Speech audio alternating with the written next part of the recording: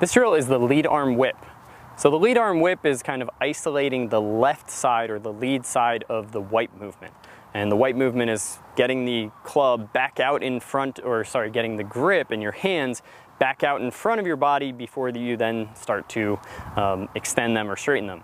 What many golfers obviously struggle with is the club or the hands get more behind and the club gets in front. That has more of kind of a scoop style, as opposed to the hands getting in front, the club still behind. That ends up having a whole lot of power and lag.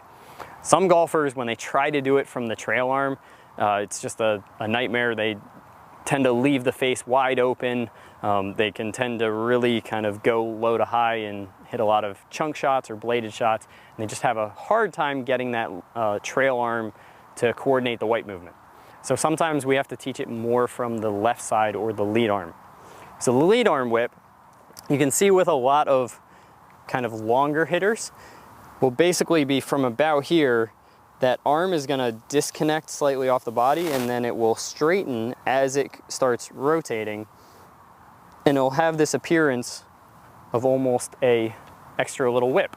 Guys like Rory McIlroy, Charles Howell III, there's lots of golfers who are lighter and really long, and they tend to have a good amount of this lead arm whip action.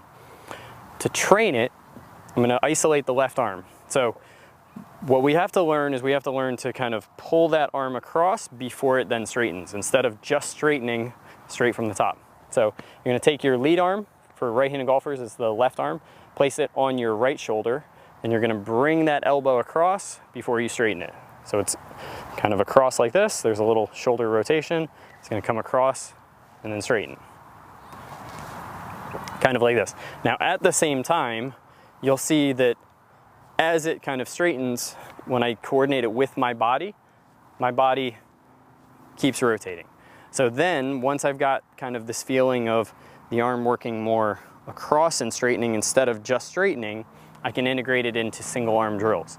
If I was to not do a good little wipe and just kind of cast the club, get the arm out in front of my body, I would tend to have more chunky style contact like this. If I had a little bit better coordination with that, I would tend to possibly even pull it like I did right there.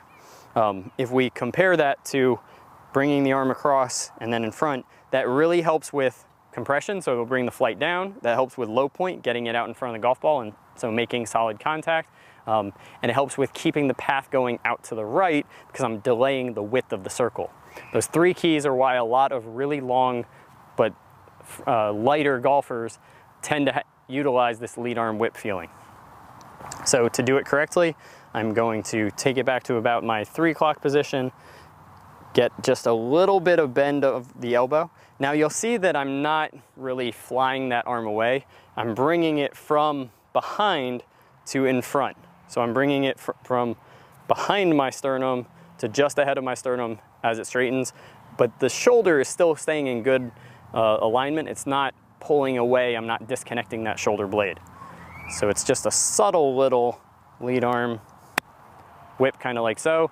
Gets that good compression, ball flight down, path starting more out to the right, so the golf ball launches a little bit more to the right. If you do this move well, you should have a very hard time pulling the ball. Then you can put both hands on, and you can either emphasize that whip component with almost no body, or you can try and coordinate it with the body so it'll be more of just a subtle little lead arm whip. Kind of like that. Once you have a decent handle, you can take it up to bigger swings and integrate it into your full swing. Full swing integrating that lead arm whip.